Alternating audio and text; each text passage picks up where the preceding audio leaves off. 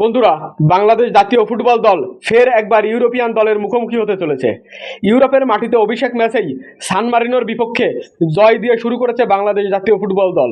তারই ধারাবাহিকতায় বাংলাদেশ দল এবার মুখোমুখি হবে ইউরোপের প্রথম সারির দলের বিপক্ষে। চলুন জেনে আসি বাংলাদেশ কবে কখন কোন দলের মুখোমুখি হবে।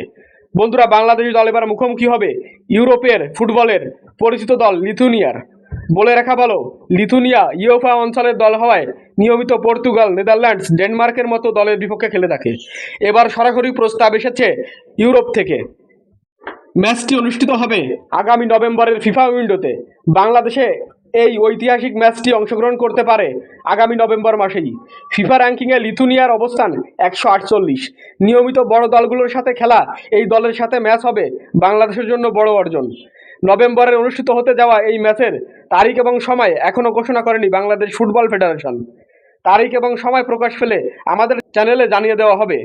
বন্ধুরা, বাংলাদেশ ফুটবল সহ ফুটবলের সকল খবর পেতে আমাদের চ্যানেলটি সাবস্ক্রাইব করে পাশে থাকুন।